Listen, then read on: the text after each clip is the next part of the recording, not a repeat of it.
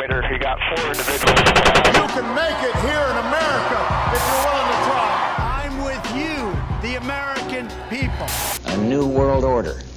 A world where the rule of law, not the law of the jungle, governs the conduct of nations. Now we are in danger of being swamped by Muslims. G'day guys, and welcome to the first ever Cunspiracy podcast. My name's Josh Wade, and on today's show we have Lewis Spears, who's up here on the Gold Coast touring his Try and Stop Me show. Lewis and I had a great chat about Trump and a bunch of other stupid shit. I think you cunts are going to enjoy it. So if you are keen, fucking have a joint, have a beer, sit back, relax and enjoy the show. If you want to help the show out, please go over to our Patreon page where you can give us your fucking money. We need it to pay for a lot of things. This is hard to pull off and we need your help. So please head over there if you want to help out the show. I need to give a shout out to our first 2 Patreons, which is Laura Lee and Steve. Fucking cheers. I don't know if Steve wants his last name mentioned. Who knows? Steve could be a really fucking shady cunt. But welcome to the show, Steve. Enjoy the podcast and I'll speak to you soon. All right, welcome to the first Cunspiracy podcast. I'm here with the incomparable, the very stylish Lewis Spears. Thank you very much. Who is in the Gold Coast doing his latest show, Try and Stop Me. How's it been, Lou? It's been absolutely amazing. But you know what? Being on this podcast, way better than my show. This is the most professional thing I think I've ever been on, ever.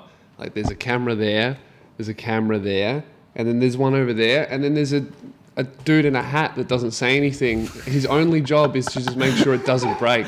Connor is here. Thanks. So much better than my podcast. Introduction to Connor. No, I listen to your podcast. I generally enjoy it. To be honest, what's so good about having you on is because you're definitely someone that inspired me to go, right, I'm going to have to get on the podcast train. Just so to have you on as the first guest is definitely, thanks for getting up at 8 o'clock. Man. Lewis got up at fucking, what time did you get up? I get up at 6. Okay. So 8 is pretty easy for me. Okay, but 8 is not easy for me. So I'm just going to put that on Lewis and go, thank you for getting up so well done early. to Josh for getting up at whatever he did. Thank you. Now, Lewis, so the shows, how you did a show here on Saturday night, but you've been touring all around Australia. Mm-hmm. What's been the most interesting place you've been to so far?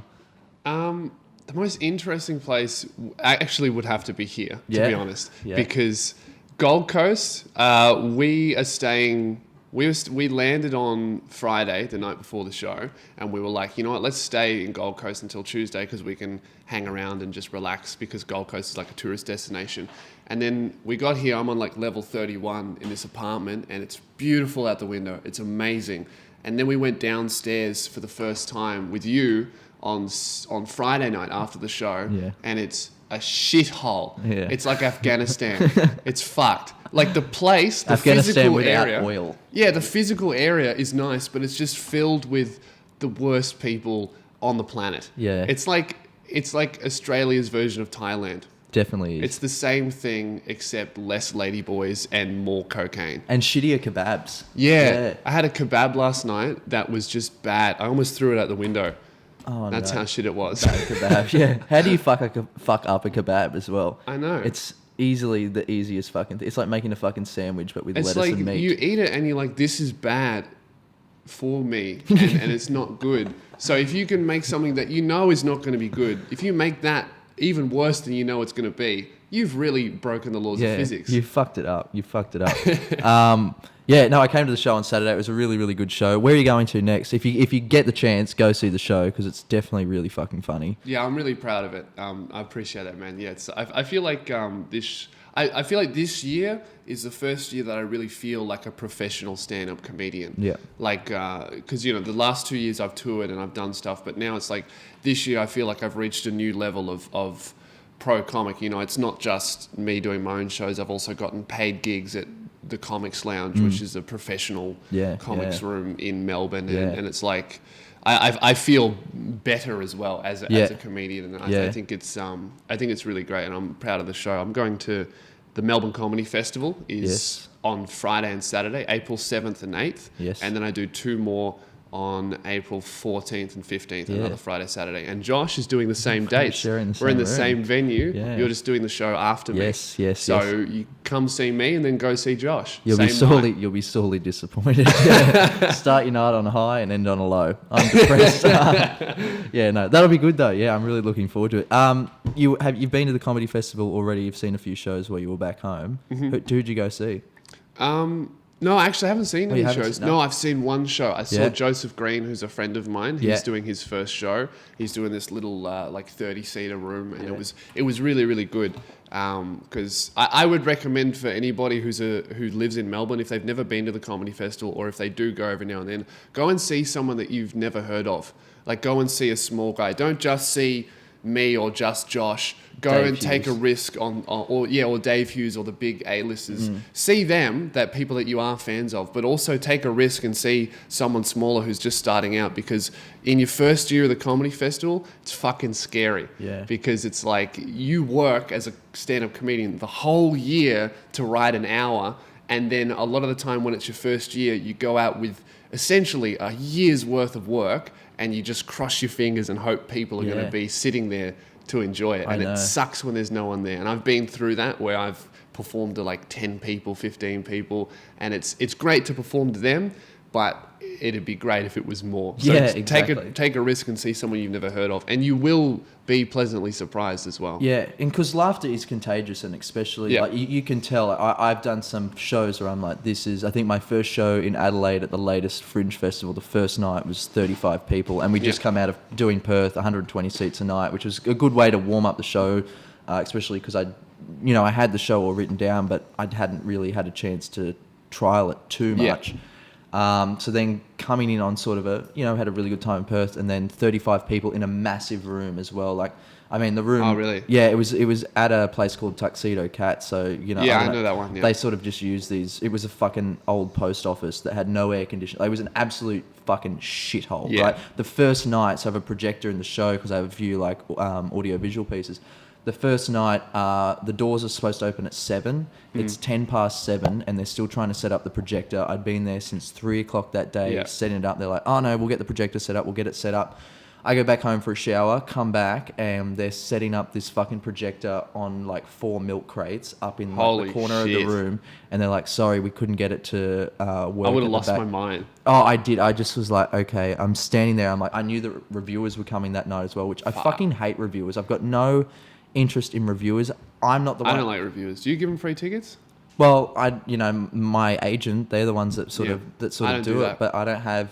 Before that, I've never really done it, but it was sort of like, you should do it, you should do it, you should do it. Because how it works with reviewers, if you don't know, a reviewer will be like, "Oh, I'm from the Herald Sun or the fucking the piece of shit news, and I want to come and review your news. show," and they want free tickets, and I tell them fuck off. I don't give them free tickets because at the end of the day, they're being paid to be there, to sit there. So really, their boss should pay for those tickets. Yeah. And why would I take a ticket away from someone who actually likes my shit, who really wants to be there? Because a lot of the time, my stuff does sell out. Why would I take a seat away from someone? Mine wasn't in Adelaide, so I was just like, fucking get all the newspapers, have the whole office fucking in. But why would I let someone miss out who actually likes my shit and then give priority to some cunt in a clipboard who sees like 3 shows a night? They're not normal people. It's not a normal opinion, a reviewer. No, they're not normal people either. And they're normally people that, now I'm just shitting on reviewers, but I mean, most of the time, they're not funny people. I mean, if you are a professional fucking critique,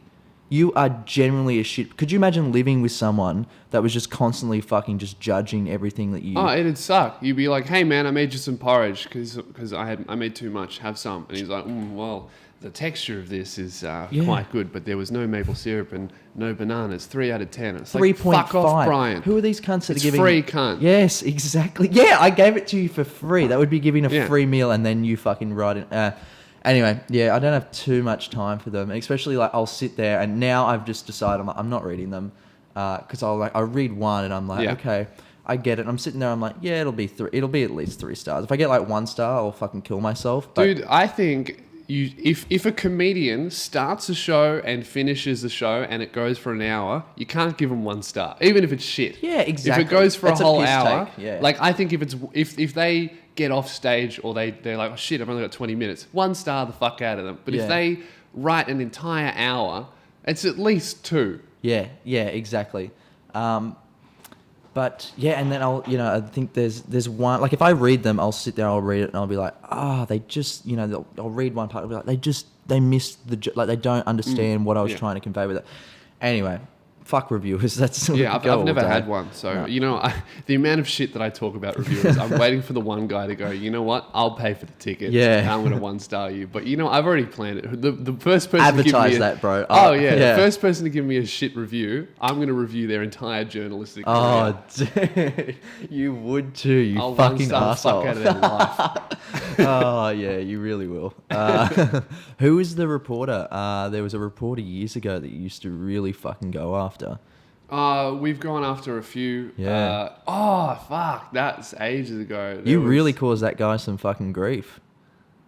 Oh, I can't mean, even it was remember his deserving. name. But what I do remember... Was it Jonathan? Yeah, Jonathan Marshall. Yeah, that's the guy. I remember. So what happened to him was he was, I believe, after the story that he wrote about us, it was mainly about Tristan, the guy I worked with, but after the story that he wrote about him, he ended up getting promoted to lead editor. And then straight after we responded, he ended up getting fired. Yeah. And then Because it was a bullshit story too. Oh like, yeah, it was all plainly fucking just like made up. Yeah. Especially because we, basically, if you don't know, we set up A Current Affair and Today Tonight to run a fake story about us being cyberbullies. So what we had is an actor come on and say, "Oh, these guys cyberbullied me. I used to be a model and they destroyed my self-esteem." And then turns out, you know, it's my girlfriend. Yeah. Yeah. So it's obviously not real. And that went nuts. And then that guy took that story and just started going harder and harder. And he ended up, it was all bullshit. And Yeah, he dug himself a hole. Yeah, the last I heard of Jonathan Marshall, I saw he was working for a local newspaper. So we posted a link to a few articles. He wrote a great piece about a new nail salon opening. And then about 6 months after that, Katy Perry posted a photo of his head saying, "This guy is harassing me at the beach, taking photos of me, and he won't leave me alone." So good on you, Marshy. Good on you, mate. Fucking, Reaching new heights. And you guys are only like young then as well. Like imagine that guy. I was 18 when that was all happening. Yeah. And that's, you know, all that media stuff, it's even though we started it and we kind of expected what would happen, like we set ourselves up to look like a villain so that then we could reveal that it was all a hoax. Yeah. It was horrible going, and you know, my partner went through it way worse than I did, but it was fucking awful having all these media pieces written about you, and even though we knew that it wasn't true because we basically manipulated them into writing it, it was still horrible having all of that shit written. And I can't imagine what it would be like if you were just a normal person. Yeah. Because, you know, that does happen, though. We were making comedy. We were just like, we kind of knew what we were doing, and we instigated that. But that shit happens to just normal people who don't want to be in the public eye at all. And if that was happening to you, I was like, fuck, that would be even worse. Yeah, exactly. I've never had a behind the scenes look at that, but that, I suppose, you know, the broader public reading that's like you read, like there's, you know, with the PewDiePie thing and stuff like that, you read into that and you go, you know that your fans and the people that follow you and that they know this is all, you know, it's fucking hilarious to them because they're in on the joke. But then you look at the broader public and the fucking, you know, people in retirement homes that still read these papers and they take that. I remember as after the book we of revealed gospel. the hoax, me and my girlfriend were just walking through a shopping center and there was this woman who looked at like 40 something, and she looked at us and she went, "Oh, disgusting!" Like it was an involuntary response. Like it was almost like she didn't even mean to say that. She was just so in the grip of the fucking news and the media that she saw this and she was like, "This is what I'm supposed to think about these two people." And I was just looked at her and I was like, wow. I didn't even say anything to her. I was like, fuck, you're actually that in the loop and held by that fucking mainstream media shit that you actually think that. Yeah. I mean, I used to be, I suppose I used to get up in the morning, my parents would have the Today Show or Sunrise on, and I'd sort of, before school, I'd be sipping on me Milo and eating my toast and just sort of watching that. And then like as I got older, I don't even turn the TV on now because the internet is much better. But you sit back and I'll sometimes watch it just out of curiosity to go, what has it devolved? I don't even know if that's a fucking word. Devolved. Yeah. Thanks, Lewis Spears, everybody. I dropped out halfway through grade 12 and... I failed high school. So Okay, well, you...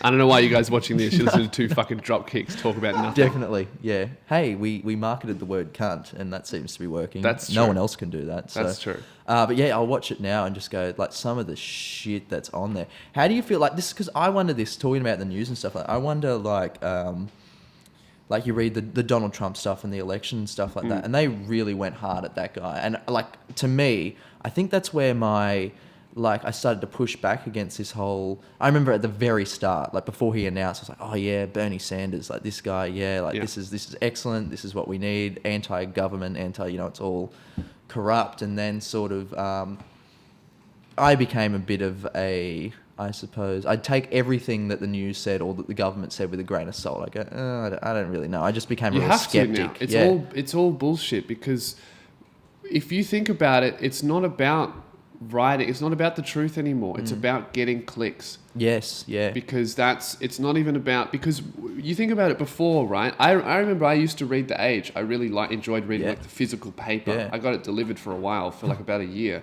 But I liked that because it was good journalism at the time when I was reading it. And I think that's why when people were buying a full newspaper to read the entire thing, they were going, oh, I just want to read some good journalism and read some interesting shit that I may not even know about. But now it's not about reading a whole thing. It's about reading one article. And to do that, you need to get people to click it. And to get people to click it, you need to make up some crazy shit. Yeah. And that's what it's all about. It's all about the headline. They don't give a fuck about what's actually in the paragraphs anymore. Yeah. It's about the headline and the thumbnail, and then getting people to scroll and see that fucking pop-up ad for Mazda. I've fucking noticed myself even at times where I'll read a headline, I'll scroll past it, and I take that as, okay, that's what that was, and I'll just keep scrolling because it might be something I'm not entirely interested in wasting time on. But then I've caught myself like maybe explaining that to someone else, that headline that I've read, and then gone, fuck, I didn't even read the article. Like, I didn't even know what that was. I just read that and I've gone, oh, fuck, like this is such an easy trap to fall into. I often wondered, like going back to the election thing with Trump and that, they really went hard at that guy, and I thought I'd read some of the stuff, especially towards the end, that would come out. Now, whether you like Trump or not, that's another fucking story. But like if I was that guy reading some of the shit that was said about me 24/7, like it was, imagine having like every single news station, and in America there's 4 million of the fucking things, right? And they've all got a different opinion, except they've got the one same opinion that Trump fucking sucks. I would have probably killed myself by that point. Like, I don't understand how that guy has that. I got respect for that guy just for standing up and taking that. And not only, my favorite thing that he did is, I quite liked Trump. Not so much his policies, but for what he represented, which was, I don't give a fuck about what the news is saying. I don't give a fuck about what the establishment is doing. He came in to fuck it up. I remember when I first decided that, I called it ages ago, I was like, he's going to win. This is when I decided he was going to win. It was during the debate when he wasn't even the leader of the Republicans, right? So he was debating with all of the other parties, all of the other potential party leaders. And they asked him a question like, why should you be president, and they asked him about, what do you think about donations? And he got up there and he said something along the lines of, look, I should be president because I'm not controlled by all of these businesses that are giving me money. I've got my own money. I'm funding this myself. I won't even take the salary from the presidential salary. And I'll tell you what, every other person standing here tonight who wants to run has taken money from me. And I tell you what, they'll pick up the phone if I call them. Isn't that right? And all of the people were just heads down. And because it was fucking true. Because I think that the problem with American politics, it's not Trump, it's not all of the policies, it's the money that is in it. Because everyone's... It's like, you think about the difference between American and Australian politics with the money. I remember... I saw fucking Hillary Clinton doing multi-million-dollar speeches for a banking organization, and you're like, there's no way that's not a favor. They're not paying $3 million so she can go, have a nice dinner, everyone. Pokemon, go to the polls. Oh, that was fucking terrible. And then in Australia, I remember, I think it was an investment organization, gave a politician like a $300 bottle of wine, which is nothing.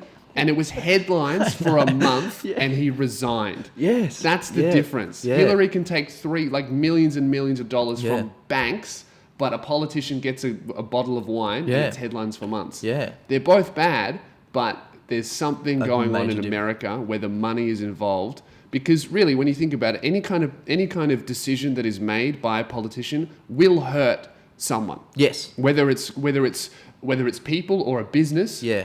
It's going to hurt them. If they're like, hey, we should have better healthcare and we should make it cheaper, that's going to hurt the pharmaceutical companies. So they're going to throw money at whatever politician they can to stop that from happening. Yeah. So that's the problem, because nothing can actually get done because all of these companies have thrown money in their own politicians, so that when one goes, we should do this good idea, 3 of them go, oh, that's going to hurt the guys that are paying for my house. Yeah, exactly. Lobbyists. Yeah. They're fucking dogs. They really are. And like... Fucking dogs. They are dogs. Fucking dog cunts. Going to the White House and just fucking pinning them all up against the wall. Just fucking smashing a VB over the head and calling them a fucking dog cunt. When you said that about the Trump, that was the moment where it won me over as well, to be honest. I was like, all right, I can get... Well... The Mexican thing at the start, like I remember seeing that, the speech where he comes down the stairs and the Mexicans are rapists thing, and I could sort of, at the time, I was like, this is fucking outrageous. This is fucking ridiculous. I didn't think it was like fully serious. And as it sort of went on, and as I suppose my own thoughts and political opinions started to go towards more of a, oh, this is all corrupt and there's nothing that I can actually do. I can't speak out against it. Everyone knows it. I almost saw Trump not as a solution. He's not a solution, but... he's a wake-up call. That's what I see him as. Yeah, he's not going to fix the problem, but the very fact that he got in has made the other parties and even his own party going, fuck, what did we just do? Yeah. They created him because they've just been giving 2 people who are exactly the same and who are looking after the same businesses for fucking 20 years. Yeah. And then Trump comes out of nowhere, goes, I'm going to do what I want. Yeah. And all of the actual people, the humans living in America was like, that's a person. Yeah. That's a fucking dude. Yeah. That's not a suit. That's not a fucking party. No. That's an actual person. And that's not to say like he probably, of course he has his own allegiances to different people and things, and you can see like the people that he inserts into his higher up administration there. They've worked for banks and stuff like that before, but the thing that sort of keeps backing it up for me, and there's still moments where I go, oh, fuck, you shouldn't have said that. You're an idiot for saying that. He's real impulsive. Yes, he is impulsive, and he is a child. Like, he is fucking clearly thin-skinned and stuff like that, but at the same time, I fucking probably would be if I had been attacked, back to that thing, 24/7. It would send you crazy, and I think that's almost part of the plan, is to just... attack, break this guy down, because no human, like he is indestructible in that sense, but he is slowly going to self-destruct if it keeps happening. I think so. And it will, and he'll either fucking have a heart attack, in quotations. Yeah. I don't think they'll assassinate him if it ever got to a point, but I think there is a legitimate, there would be people inside that, in both parties that would be sitting going, this guy is uncontrollable. This guy is the type of guy that, would say, I'm going to go for this policy. I'm all behind it. And at the very last second, change his opinion, and you just can't do anything about it. Yeah. He's unstoppable. He's uncontrollable like that. At least the guy's saying what he thinks. At least I feel like he's one of the first politicians in history where you can go, oh, I actually know what he thinks. Yeah. Like whether you like it or not, that's fine. Yeah, which is what you need. Like Trump will tweet out some dumb shit and you're like, oh, he's actually thinks that. I hate that though. Sometimes I just think, dude, give it up with The Apprentice. Like, bro, I know most people have that opinion. It's but you can just... The other thing is like when people they were acting surprised that he's a racist and a sexist, and I'm sitting there going, he probably is slightly racist and slightly sexist. The guy's 70. Yeah, exactly. Of course, every 70 grew up in that era. Yeah. He is a result of the exact fucking culture that they created around that. It's like, oh, Trump's a sexist, he's a fucking racist, and then they're sitting at home talking to their fucking grandpa, avoiding talking about Japan because like the fucking Japs bombed us. Yeah. And it's like, dude, that's not exactly just Trump. That's just that entire generation. Yeah, exactly. I remember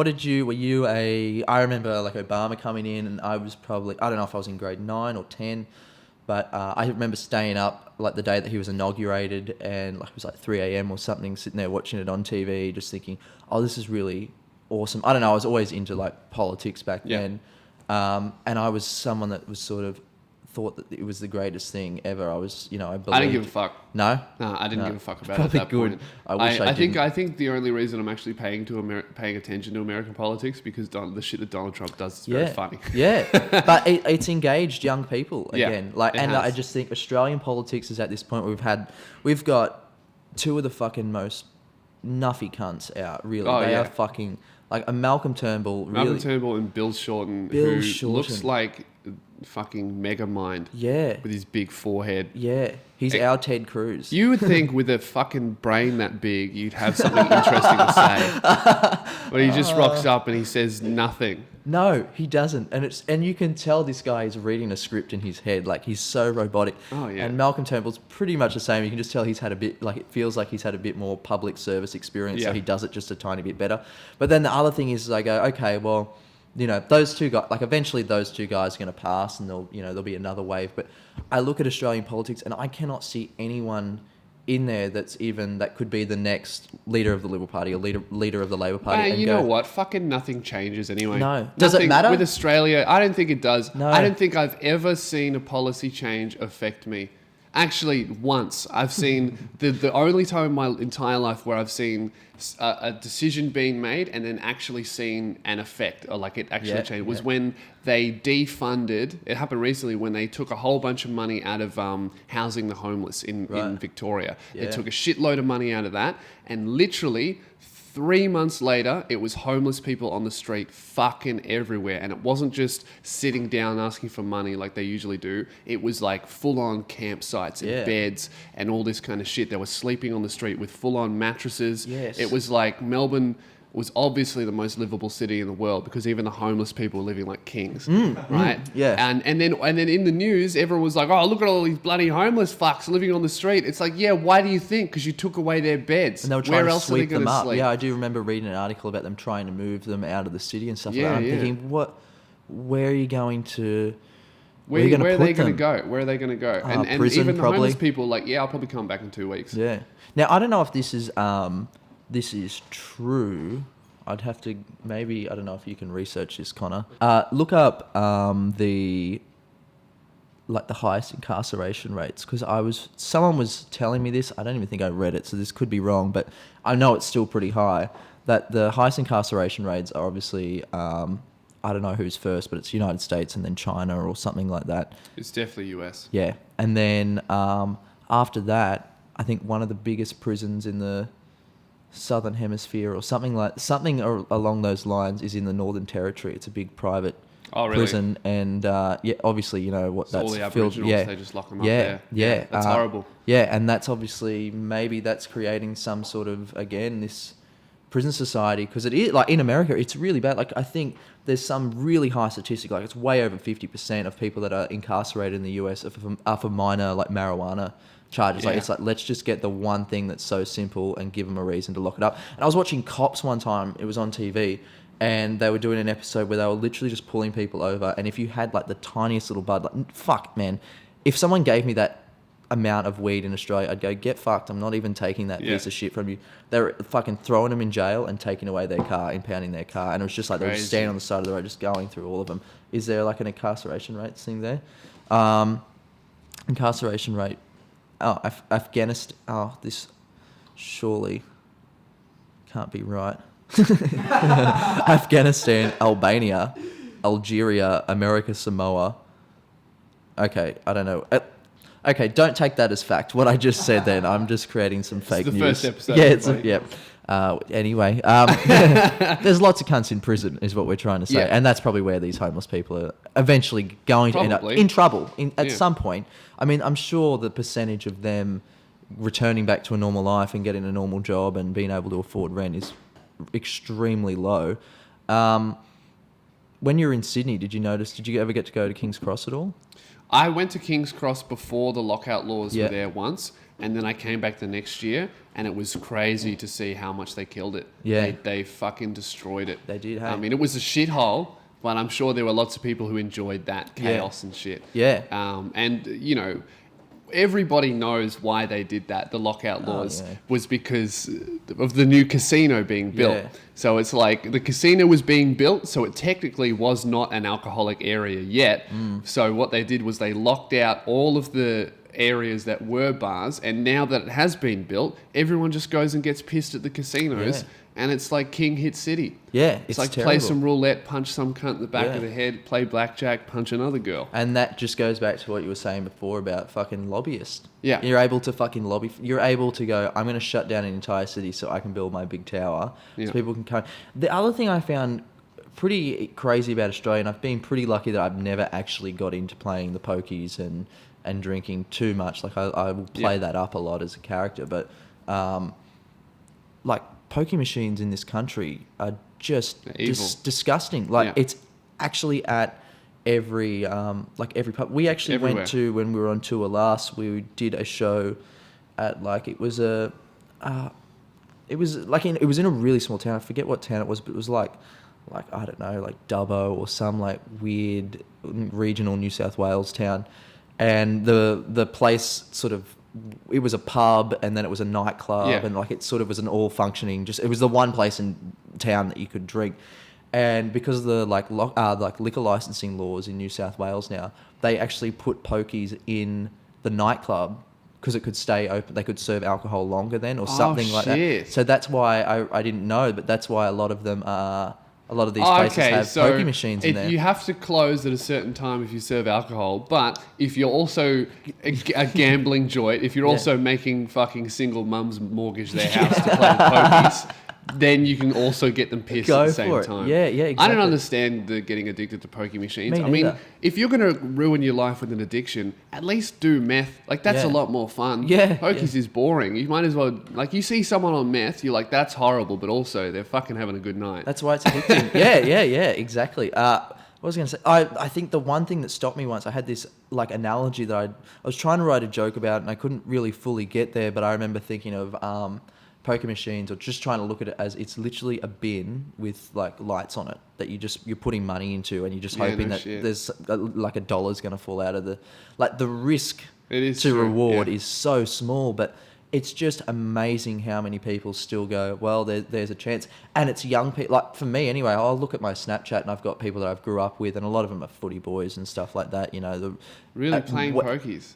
I've never seen and winning money. And I sit there and I go, I've never won money on them when I've played, and I've always gone, fuck, I just lost $20 and I want to kill myself. I've gone to a casino once. We went to Crown Casino, and I remember I was when I was 18, we were like, oh, what do we do when you turn 18? Yeah. Go to Crown, because you can't get in when you're 17. So I just went in, and I remember stepping into the lobby and seeing this massive, beautiful fountain, and I was like, how do you walk into this lobby, see the fucking $10 million fountain, and be like, I'm going to win? Yeah. How do you think they fucking paid for that? Yeah. They had little cherubs with their little weenies out, pissing into the fountain. And I'm like, that's a fucking pokie machine that paid for that wee. Yeah. I was lucky. I went to Las Vegas, and I actually had my 21st birthday there. I was by myself. It sounds like it would have been really awesome, but it was by yourself. Quite depressing. Yeah. Going to any kind of city by yourself. I'm so blessed to be touring with people that I like. Yeah. I've got a cameraman guy with me, and I got my opening act with me, because touring by yourself is lonely as fuck. Yeah, it's definitely caused me some moments where I've been sitting around going, I love this, and I'm so lucky for it, but wow, this is a lot different to what I expected. Getting on stage is amazing, but the actual touring and going to airports and all that kind of shit is weird. I remember my second tour was, because I couldn't afford to bring anybody with me. I was just by myself for 2 months, just flying around and meeting the fans and performing. Fucking amazing. Makes it worthwhile. When I was in the hotel sitting, basically just waiting until I had to leave, I was like, oh yeah, this is why people end up dying in a hotel because they've choked themselves with a belt while they're having a wank. What else are you going to do? I was like, I was like, fuck, what am I going to do? I've got a belt, I've got a dick, let's give it a go.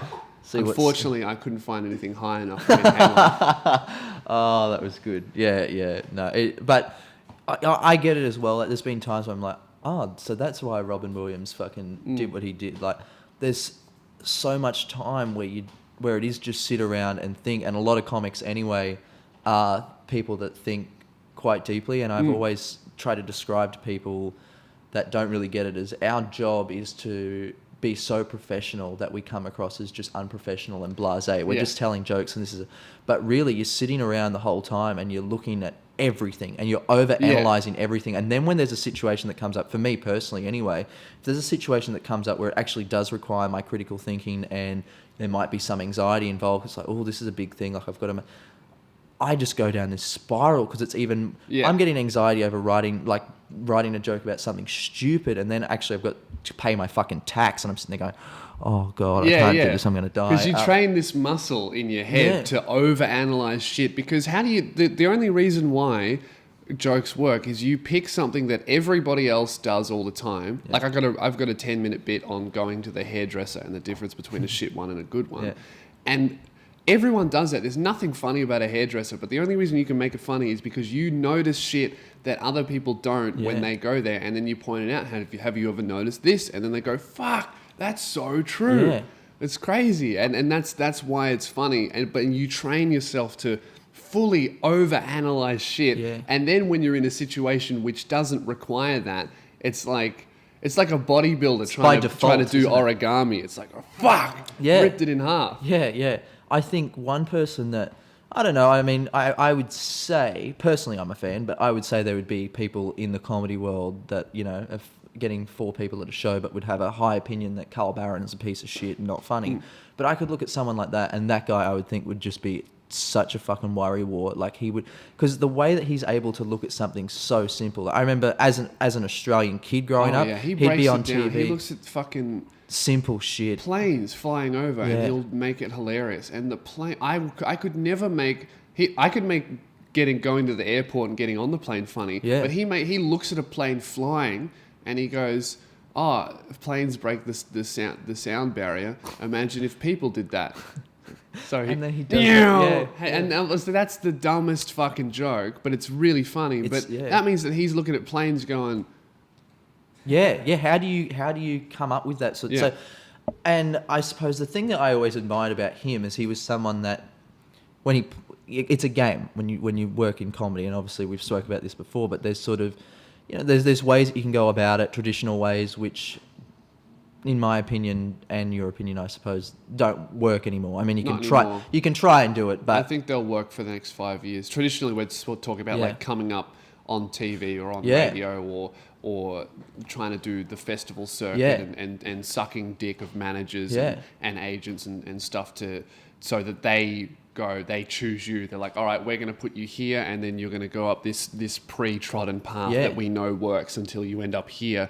But I think that path is going to close off in the next 5 years because people are sick of it. The only traditional person, someone that's come from a traditional background that's capitalised on it and fucking does it good, is Troy Kinney. He's the only person I can look at that actually... But even then, he's blown up online. Yeah, no, I know. He understood that. He understood that, right, this... Because he got fucked over, I believe. I think he's like, when I did Raw Comedy when I was 17, he hosted it, and like at the time he was probably just doing gigs anywhere he could get them, and he was really hustling. And, you know, I thought, fuck, when I watched him, I was like, how come I haven't even seen this guy on a gala before or anything like this? This is absurd. I didn't understand. What I thought I saw on the Comedy Festival gala was exactly what that was it. That was the extent of comedy. Yeah. And it is that's so much further from the truth. We watched the gala last night. I think there was probably about 25 to 30 acts, and they've all got a show. In the Comedy Festival, there's over 500. Yes, over exactly. Over 500 in shows. The city. That's why I'm saying see someone that you haven't seen, because I remember the first time I did the Comedy Festival, I was freaking out. I was like, fuck. First of all, I don't even know if my show is good. Second of all, I don't know if anyone's going to come. Yeah. And so I'm like, I went to the beginner's workshop, and the person running the workshop got up there, and the first thing they said, now a lot of people come into the festival thinking that they're going to make money, and I would like to tell you now to get that idea out of your head. And just started, she said like some official statistic, because they ask you how many tickets you sold and how much money you've made. They ask that of everybody, so they've worked out who's making money and who's not. And they go 60 or 70% of people make a loss, and that's a fact. And I was like, fuck that. I almost left. I was like, that's not going to be me. Yeah. But doesn't that's given you, because out of most people I've seen, you've got this really admirable drive. Like, you know that you're going to succeed. And in my head, I'm the same. I'm like, okay, I just, you know, I've had moments where I'm like, oh, maybe now's not the right time. Like, I've been really unsteady sometimes, but you're unbreakable with that. You're like, right, I'm going at it. Oh yeah, and I definitely draw inspiration from that, because I'm like, right, I need to be like that, because we've had the luck, we've done the hard part. You've got to the stage now where you're fucking touring, you're going around the country, and you didn't fucking need anyone for that. You did it yourself. Yeah. And it's like, okay, I let alcohol and shit get to me. I was just like, this is a free for all. This is awesome. I'm thinking I'm going to, you know, be making money and this is all going to be great and it's never going to go. And then watching it dwindle a little bit, and then me going, oh fuck, I need to fucking slap into gear, because this is like, I need to use the mentality that I used to get here.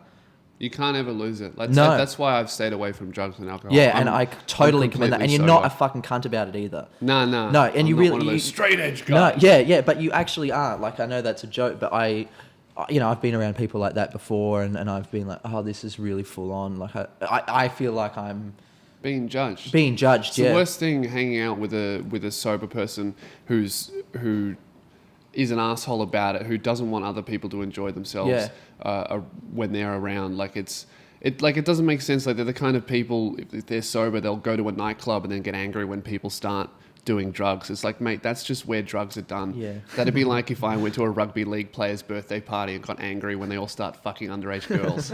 That's just what happens there. Yeah. Join in or stay home. Yeah. You know? Rugby league. Like, I grew up around a lot of that. There's some fucking stories there. Yeah, Old Jonathan but Thurston. and it makes it bad for me, you know, because I don't drink, I don't do drugs, I don't care if you do, but it means that when I tell people that, they go, oh fuck, is he one of there's those? an assumption. Yeah, it's like being a militant vegan, you know. Or a super religious person. It's like you don't want to hang around with someone whose opinions are so strong they try and make other people also have that opinion. Yeah. But I've stayed away from it basically because I don't think it's going to help me. No, well, in an industry as well, out of any scene, out of any job that you could be plagued with those sorts of problems. In general. Yeah. I've seen so many people get ruined by even just weed, you know, doing that too much. I watched myself. I think weed and takes away your motivation and stuff. And I've seen people who are more successful than me move below me, and I've surpassed them because they're fucking around with drugs. People that I started with getting ruined by drugs and alcohol, you know, and also people who are way more successful than me, like leagues ahead of me. When I've told them that I'm sober, they've gone, stay that way.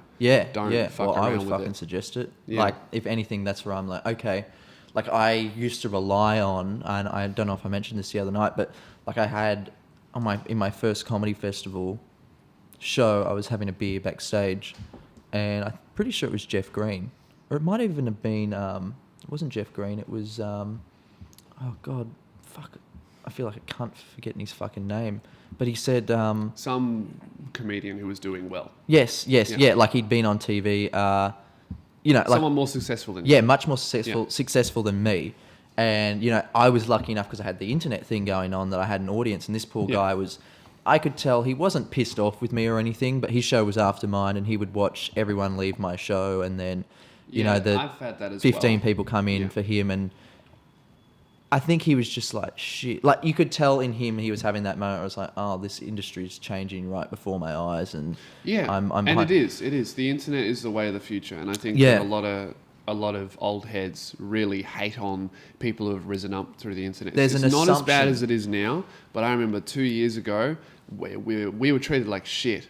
All the internet guys who were doing stand-up shows, there was an assumption that if you come from the internet, then that probably won't translate on stage. And for a lot of us anyway, it was, well, you know, we were doing stand-up comedy anyway. Like, we had just realised that there was a platform to, you know, at the time, Channel 9 weren't going to put us on TV. ABC weren't going to put us on TV. No one was going to put us on TV. So, you know, to create our own sketch show, we just create our own YouTube channel, and that's our own Saturday Night Live. Yeah. I wanted to do stand-up since I was 12. I decided on doing stand-up way before. I kind of fell into videos almost by accident because I love trolling and pissing people off. And then I reckon I was making shit for the internet.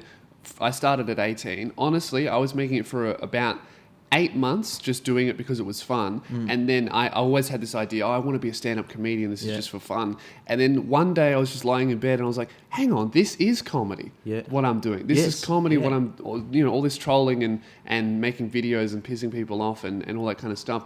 That is comedy. And I was like, oh, fuck, maybe I could use this to get a platform to sell tickets. And then I was like, well, fuck, I need to get good, because otherwise I'll have the ability to sell tickets, but none of the ability to actually make them laugh. Get on stage. And I think that the old heads in the stand-up scene, they don't realize that while the internet shit really does help, it's completely different, and it doesn't really translate on stage. Like something that I will do in a video that I know will make people laugh in a video. If I said that on stage, people would be like, "That's not funny." No, and it doesn't work. I think it's almost more of an ability to be able to make stuff online and then translate it on stage and actually get up and do it and be successful at it, and not just do it once or twice. It's 2 jobs. Yes, it's it is.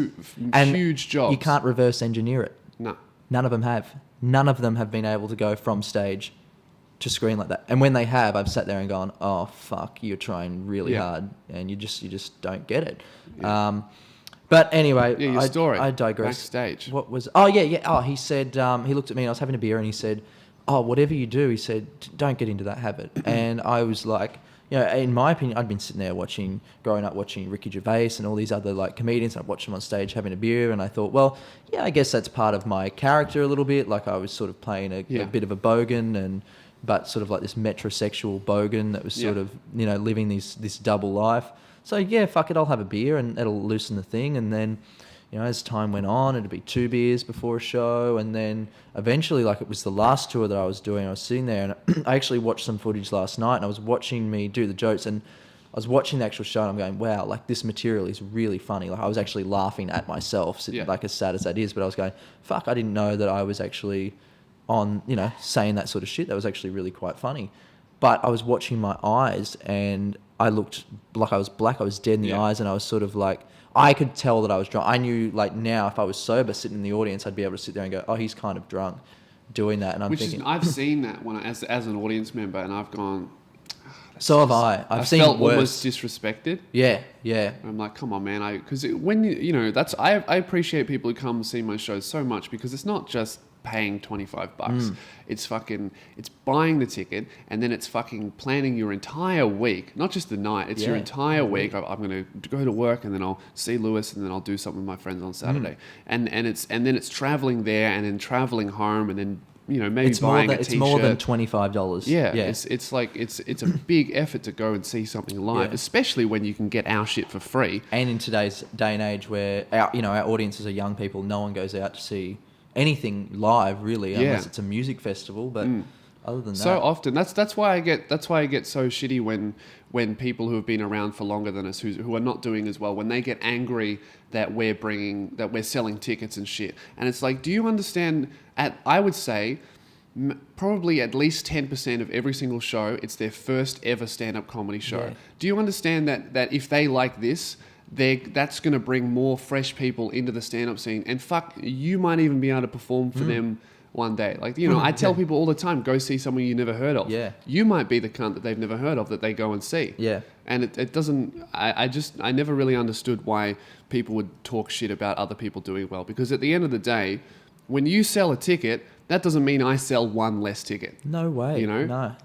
Someone doing well doesn't take away from you. Yeah.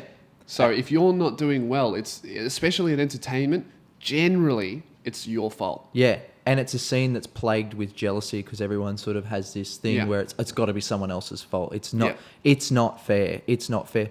Whereas for me personally, if I see someone that I think I hold high regard for, and I think they've fucking worked hard, and they're funny. They're like, there's nothing more.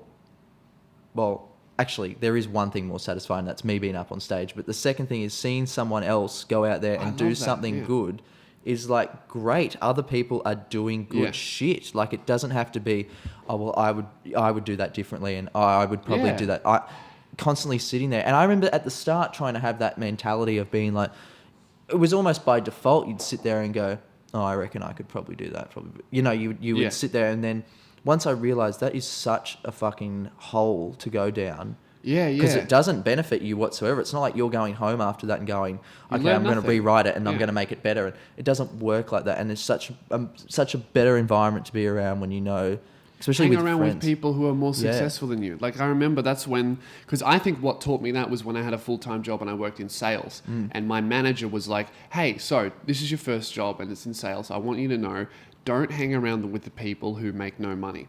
Don't hang around with the people who sit around on their lunch break and they blame other shit. You want to hang around with the person who's making 3 times as much as you. And I did that, and then I started getting better at sales just by being around their positive energy and going, fuck, this guy's making $3,000 a week. I want to do that. Yeah. And then I took that mentality and transferred it into stand-up when I started. I remember I saw Khaled Kalafala, who's a Very brilliant funny. stand-up comedian. When I first started, he was fucking leagues ahead of me. He was on TV and all this kind of stuff. And I remember I went to see him perform live, and just by chance, he also knew my internet stuff. And we met and we exchanged phone numbers, and I called him and I was like, I really want to do this, and I know that you're really, really good at it. Yeah. What do I do? How do I do this? Yeah. And he he mentored me for like, 2 years basically. And that was great to be around someone who was more successful than me, not only more commercially successful, but also skill-wise much better than me. Yeah. And I just absorbed all of that kind of stuff. And I've got other friends in other industries that are more successful than me, people like, Cursor, and I love just talking to them and not about, he's a rapper, but I like talking to him about how his business side of things. And I'm like, fuck, because he's independent. Yeah. And that's what I want to be. And I'm like, okay, that's amazing. And it really, you take little pieces from everybody. And if you're hanging around with negative people, you're going to adopt that attitude. Yeah. But if you hang around with positive people who are more successful than you, you're slowly going to catch up. Yeah, exactly. And isn't that awesome when you start to watch people around you? It's almost, and with what we're doing, I almost feel like, well, the way I sort of treat it is like, well, we're almost our own little gang in some sense. Like we have to have each other's back because we're surrounded by everyone else that's sort of, in a majority, quite negative towards it, like we were saying before. And I don't want to be that person. I don't want to be the guy that, when there's someone else that's coming up, because there's always going to be someone new, right? We're always, you're never going to be the hot new thing forever. There's someone else coming up through the ranks that's going to end up following, the same footpath that we have, where they've made, content online and they've translated on stage. I don't want to be the dick that's fucking envious and angry that this guy's surpassed me so quickly, because, we've been also the ones that have had to break that door down so it's easier for people to get through. You rise up all together, and then one day we're fucking standing on the bloody red carpet in Hollywood together, and it's like, it's great. Like, and I think Ben that's Affleck just and the other cunt, Matt Damon. Yeah. It's just a better mentality to have. It's just much more positive, no matter what industry you're in, whether it's stand-up or music or fucking, being a masseuse. Hang around with a cunt who's like, I just massages a great ass Better today. with his fingers. Yeah. It's just better. Yeah. All right, Lou, we'll wrap it up. Thanks for joining us today. Good luck on the rest of your tour. Did you want to plug any more dates? Where have you got? You got Melbourne? So I've got Melbourne coming up April 7th, April 8th, which is Friday, Saturday, and then April 14 and 15, Friday, Saturday. Excellent. Come see me. It's my best work, and I'm in a theatre for the first time in my life, which is amazing. Like I can't. It's 2 tiers. I know. I'm so excited. It's You're the doing first the same time for one. me as well. Yeah, I'm so fucking excited, breaking bro. our virginity together. It's gonna be sick. Great. Come see me in Melbourne, and then I go to Brisbane, and then I go to Sydney, and then we sold out that one, so I'm going to Sydney again on the 28th of April. And I've got a podcast. It's nowhere near as professional as this. Well, who knows how long this will last, Lewis. This is the first time we're doing it, and this has taken us a long time to set up. So it's going to devolve into just me on my fucking iPhone screaming in a distorted manner. That's what I do, man. I literally have my phone, and I was. It's actually got a pretty good microphone. Yeah. It's nowhere near as professional as this, but if you want to hear some fucking psychopath, I don't even have guests on mine. I don't know how you can be fucked organising this. Well, like I said, texting me. We'll see how long this will go. Yeah. But no, thank you for coming on. Like I said, you're All the good. person that I listen to on a podcast. I'm a regular listener anyway, so that's why I've come in and gone. Which, like you were saying before, I kind of feel creepy because I know about your life probably. You feel like when you listen to someone on a podcast, you feel like you're friends with them, and they've got no fucking idea with you. Like Josh really likes me. I've got no idea who this cunt is. That's fine. It was really hard to get him on here, actually. I appreciate that, man. Thank you very much. Thanks very much, Lewis. Great. Take care. We'll see you next time. Thank you.